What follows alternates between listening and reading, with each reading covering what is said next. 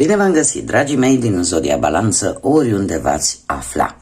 Bine ați venit tuturor, atât celor care sunteți abonați ai acestui canal, cum de asemenea și celor care poate sunteți pentru prima oară aici. Ca de obicei, mă bucur să vă am alături la fiecare lectură. Azi voi face o lectură generală pentru luna lui decembrie, ultima lună acestui an 2024, așa că dacă aveți soare, lună, Venus sau ascendentul în Zodia Balanță, atunci această lectură este de asemenea și pentru voi. Desigur, dragilor, nu uitați un aspect important, și anume faptul că voi vă construiți propriul vostru viitor prin deciziile pe care le luați, așa că vă rog să luați decât acele mesaje care rezonează cu voi, iar restul lăsați-le să zboare în univers, pentru că sigur sunt pentru alte energii, alte persoane care, într-o mai mică sau mai mare măsură, au o legătură cu Zodia Balanță.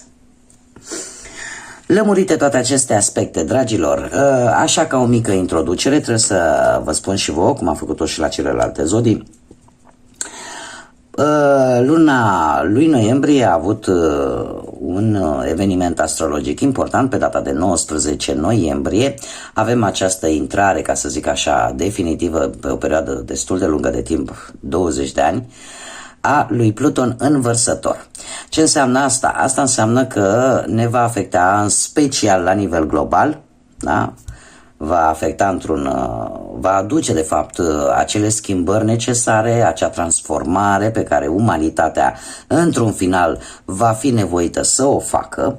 Este, așa cum îmi place mie să spun, modul metaforic al universului, al divinității, de a ne spune: știți, nu ați fost în stare să faceți schimbările care trebuiau făcute la momentul său, nu-i problema acum, veți vrea, nu veți vrea, pe calea aia ușoară sau calea aia mai grea, veți fi nevoiți să o faceți, da? Dacă vorbim la nivel global. Dacă vorbim strict pe zodie și în special pe zodia voastră, această tranziție a lui Pluton în Vărsător la voi, să zicem așa, vine pe casa sau afectează un pic casa a 5-a.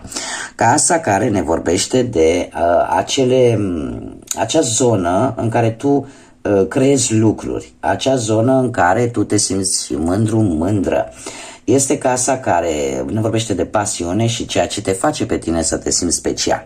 Și cum această casă este sub coordonarea zodiei Leu, trebuie să vă spun, dragilor, că împreună cu această tranziție a lui Pluton în Vărsător, mai ales că voi sunteți și o zodie de aer, la fel ca și Vărsătorul, trebuie să vă spun că pe voi vă poate afecta oarecum într-o manieră destul de pozitivă.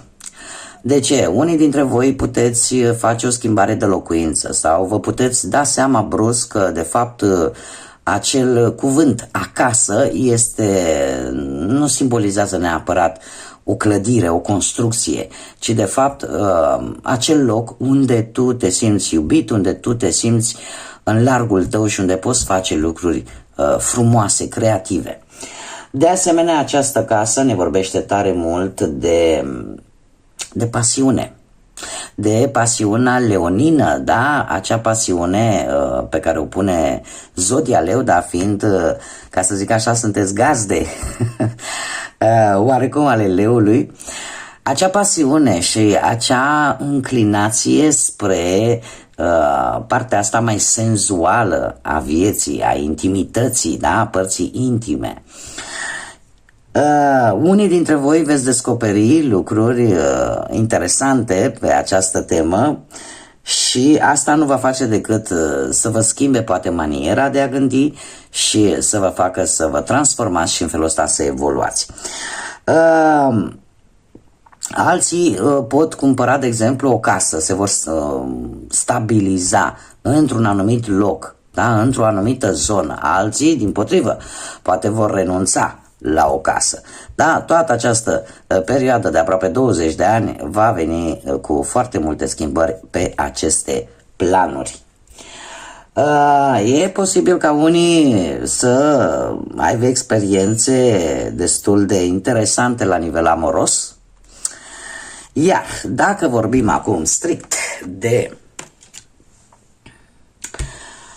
luna lui decembrie, da, avem aici luna lui decembrie, cei care sunteți abonați de ceva vreme știți că vom începe această lectură generală pentru pentru luna lui decembrie, așa cum am făcut-o și pentru celelalte luni, prin extragerea unei cărți pentru fiecare săptămână a lunii lui decembrie din acest oracol al frunzelor de ceai. Haideți să vedem ce vine pentru dragii mei din balanță în următoarea perioadă. Ce ar mai fi de spus, e posibil ca unii dintre voi, în următoarea perioadă destul de lungă, și o să fiți un pic mai atenți poate la felul în care vă îmbrăcați, la felul cum arătați în exterior, da? Să împrumutați așa un pic din caracteristicile leului. Bun, haideți să vedem, dragii mei din balanță. Prima săptămână ne vorbește, avem aici o căruță, ne vorbește de o călătorie, fie ea fizică sau mentală.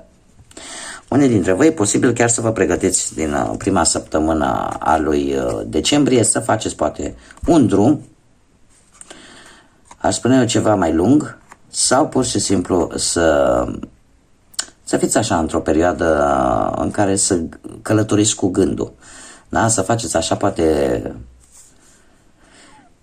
să aveți gândul la o călătorie pe care poate nu toată lumea o va face. Avem turnul.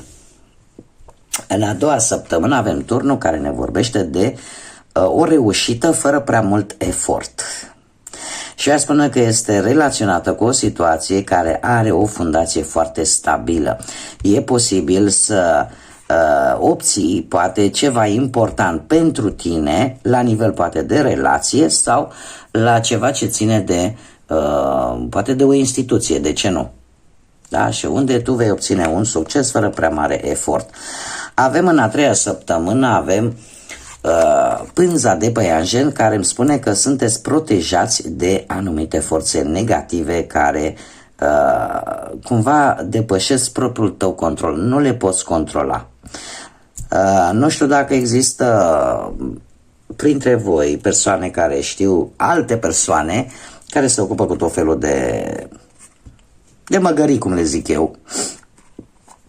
Cert este că sunteți protejați de toate aceste forțe negative și asta fără ca voi să aveți vreo influență. Da? Cumva trece peste puterile voastre. Sfârșitul lui decembrie și implicit al acestui an vine cu luna. Luna care îmi vorbește de schimbări care apar în viața voastră. Acum ce fel de schimbări? Haideți să vedem, poate ne răspunde tarotul. Cert este că sfârșitul anului și al lunii decembrie vine cu schimbări importante, a spune.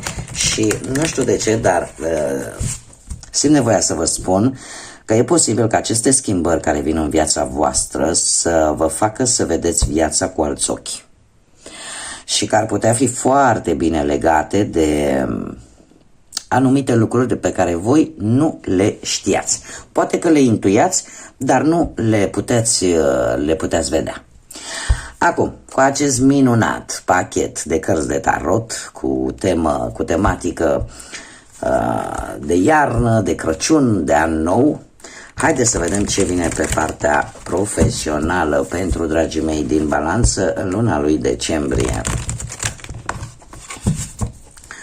Și haideți să vedem.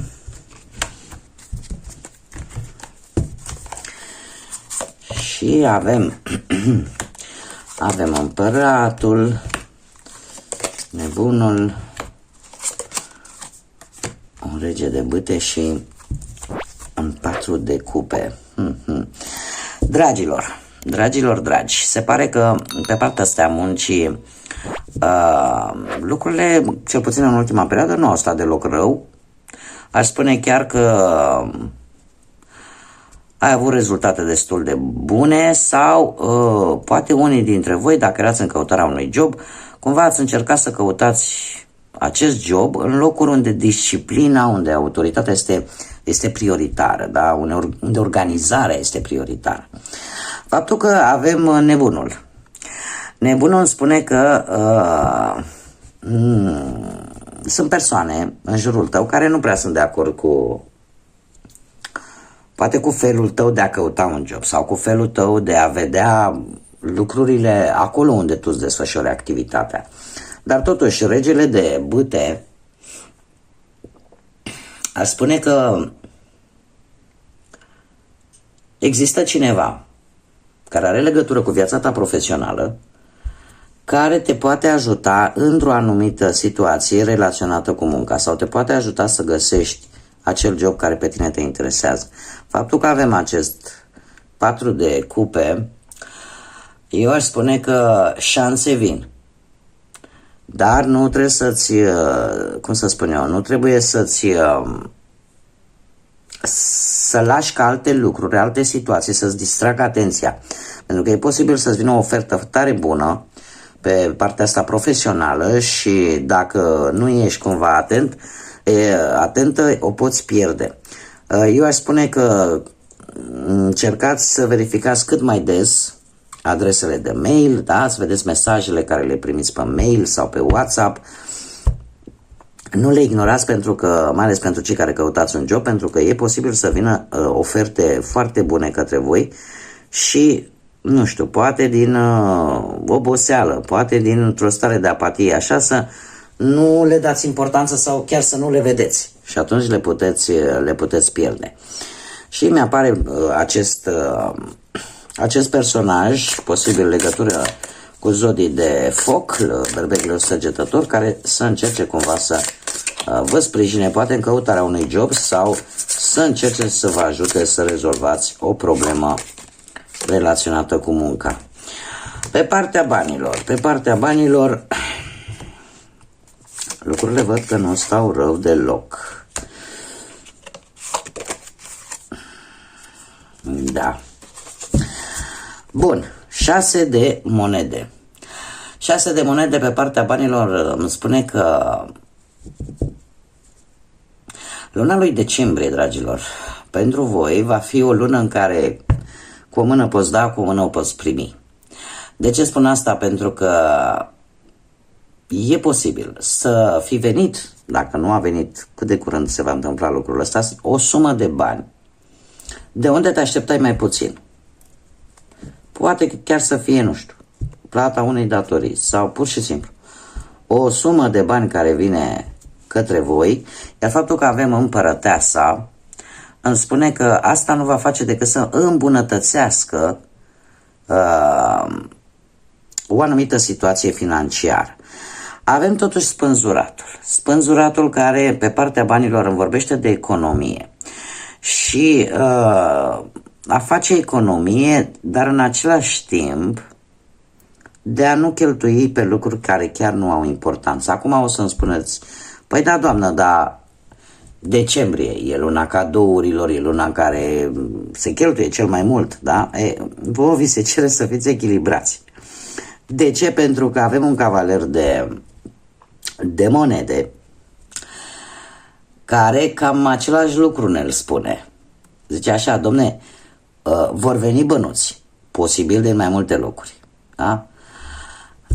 Din mai multe zone, că e dintr-o datorie, că e vreun bonus de la servici, că e din mai multe zone pot veni. Dar totuși, asta nu înseamnă că trebuie să dăm cu ei de-a zvârlitelea, da? Tocmai de aceea avem spânzuratul ăsta aici. E posibil ca unii dintre voi să suspendați anumite decizii în ceea ce privește banii, poate plata anumitor facturi sau ce știu eu. Să suspendați anumite decizii care sunt relaționate cu banii, dar asta, poate chiar și lucrul ăsta, să te facă ca sfârșitul de an, din punct de vedere financiar, pentru voi să vă prindă destul de echilibrați, cu bănuți puși deoparte. Știi cum e că dacă te prinde anul nou fără niciun leu în buzunar, așa se zice, o superstiție, că ia uite, domne, așa începe anul nou, așa o să-ți meargă. Voi nu vreți să ajungeți în situația aia și se pare că nici nu o veți face. De ce? Pentru că sfârșitul de an, așa cum bine vedem aici, ne vorbește de foarte multă meticulozitate, de foarte mult progres, da? Și de această, cum să spun eu, de această tendință de a fi cât mai responsabili. Acum, haideți să vedem ce ne spune tarotul pe partea dragostei pentru cei care sunteți într-o pereche. Și din câte vedem noi aici, ați avut o perioadă destul de tensionată în pereche unii dintre voi. Nu știu dacă cu cineva dintr-o zodie de apă, rac, pești sau scorpion. Dar lucrurile se pare că cu înțelegere, cu înțelepciune, cu dragilor. Deci și dacă a fost ceva, o schimbare bruscă, o ceartă mai aprinsă, o ceva care aparent este negativ, nu a făcut altceva decât să întărească și mai mult relația, pentru că mie mi-apare acest rege de cupe care, independent că poate nu aveți, da, perechea voastră poate nu are nimic de văzut cu zodiile de apă, dar ne vorbește de situația în care pur și simplu apare înțelegere totuși, apare iubire, apare blândețe, zecele de cupe de asemenea îmi vorbește de acest lucru. Da? Dacă cumva poate gândi negativ vis-a-vis de perechea ta, se pare că nu ai motive să te stresezi foarte tare, pentru că posibil să nu ai de ce. Da? Și sfârșitul anului te prinde cu acest minunat soare pe partea asta relațională în dragoste, un soare care vine cu optimism, care vine cu, pentru unii dintre voi chiar cu o cerere în căsătorie, posibil, dar vine cu foarte multă iubire, pasiune. Și eu aș spune că încet, încet, parcă toate dificultățile, fie ele cât de mici, vor dispărea, iar chiar dacă poate voi aveți o pereche care e posibil să aibă un caracter așa mai puternic, dar are multă dragoste față de voi. Haideți să vedem pentru cei care sunteți singuri ce vine în luna lui decembrie. Ei, luna lui decembrie pentru voi, dragilor, vine cu acest 3 de bâte. Vine cu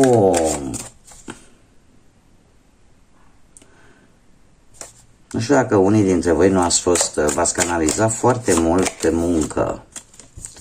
Pe muncă, pe a face bani. Trebuie să vă spun un lucru, dragii mei, dragi.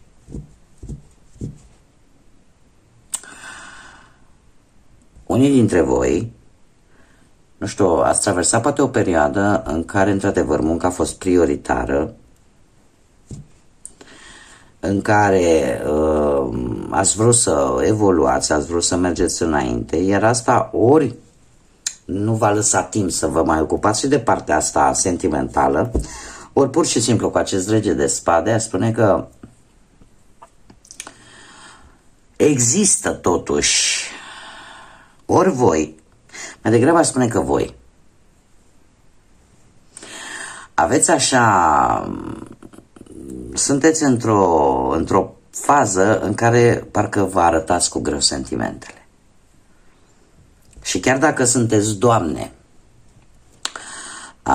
cumva ați dezvoltat așa o caracteristică un pic mai masculină, mai luptătoare, și asta vă face să vă arătați cu greu sentimentele. Faptul că avem un 4 de spade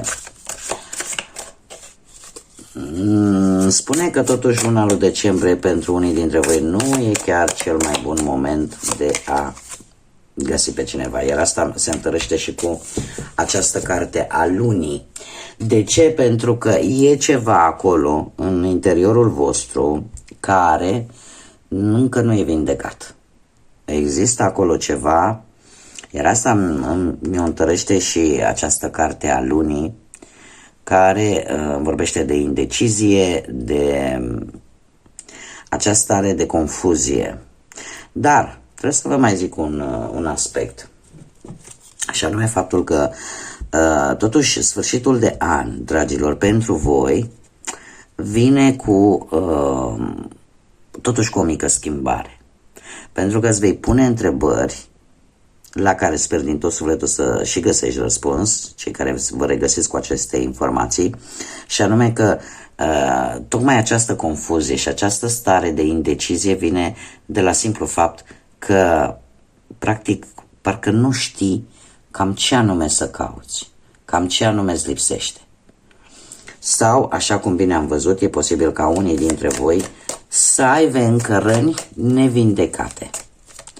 Sau, poate că ați stat prea mult timp singuri, iar asta nu a făcut decât să vă închidă și mai mult în voi, să ridicați acel zid care cumva vă împiedică să arătați de fapt ceea ce simțiți voi cu adevărat, să vă mai arătați sentimentele. Acum, numere angelice sau date importante de-a lungul lunii lui decembrie și avem data de 29 sau data de 11 decembrie, care vine cu o intuiție foarte creativă. Se pare că mintea ta gândește vizual și ideile parcă-ți vin așa de nicăieri.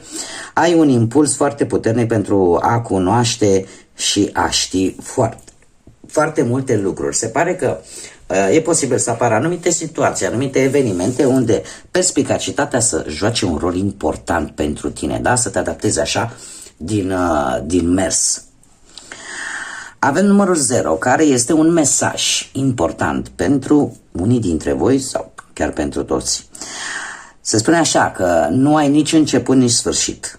E timpul să dezvolți acea latură spirituală.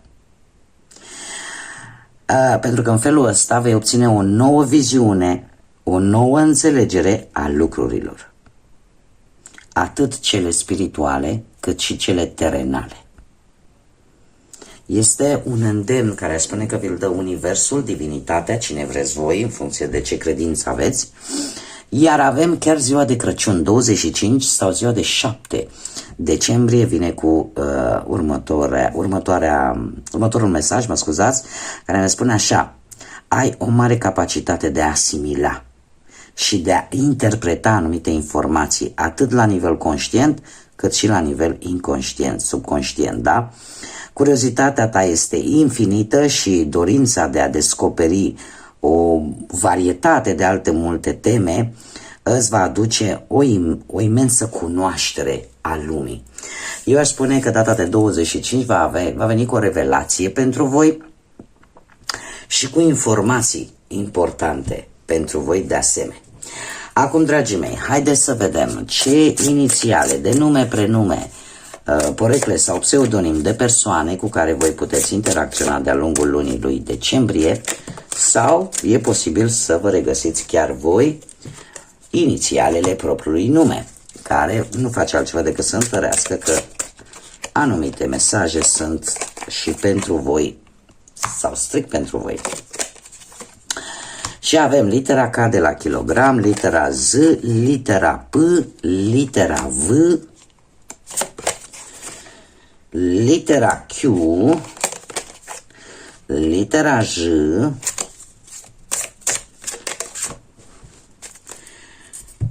și litera X și litera O. Dragilor, trebuie să vă zic că predomină foarte mult a 10 zodiile de pământ pentru unii, Taur, Fecioară sau Capricorn, sau zodiile de apă, Rac, Pești sau Scorpion, și posibil ceva zodii și de foc, nu știu dacă Leu, Săgetător sau Berbec. Bun, haideți să vedem care este mesajul acestui oracol pentru voi, dragilor, pentru luna lui decembrie. Care este mesajul pentru zodia Balanță luna lui decembrie?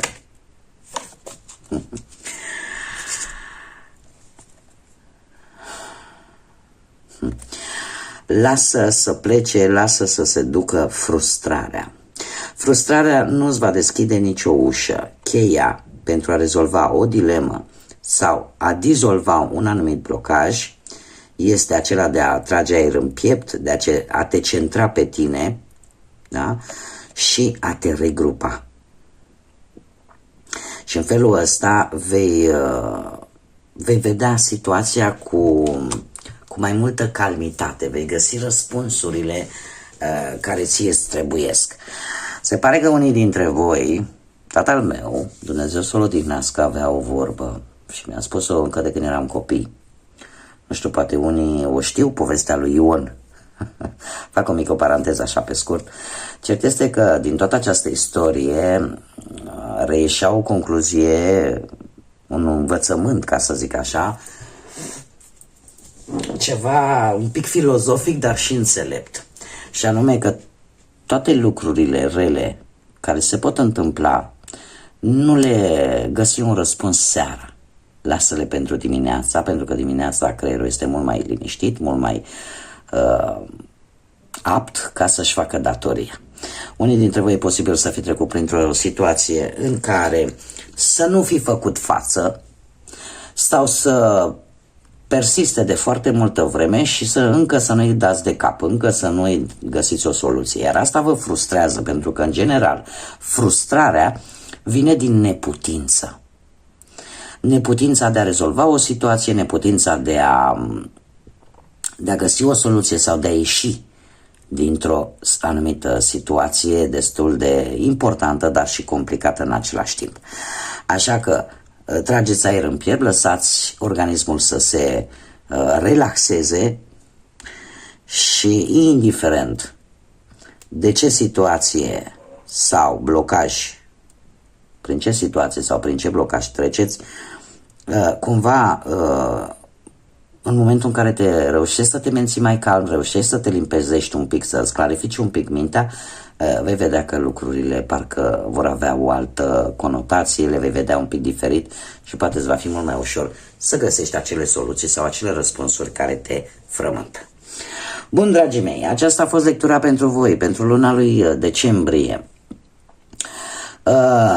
Chiar dacă noi o să ne mai vedem de-a lungul lunii lui decembrie până la sfârșitul anului, eu vă doresc un decembrie liniștit, binecuvântat, un decembrie plin de iubire, plin de pasiune, plin de înțelegere și plin de multă claritate mentală. Așa că, dragii mei, dacă ați rezonat, dacă v-a plăcut și nu sunteți abonați, eu vă aștept cu mare drag aici să vă abonați, să ne întâlnim aici pe canal. De asemenea, nu uitați de like-uri, de comentarii și de distribuiri. Ca de fiecare dată aștept cu mare curiozitate toate aceste lucruri de la voi.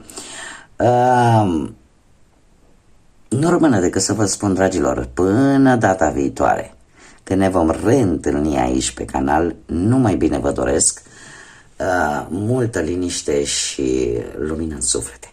Așa că, dragilor, cum v-am obișnuit, ca de obicei, până la următoarea lectură, să fiți iubiți!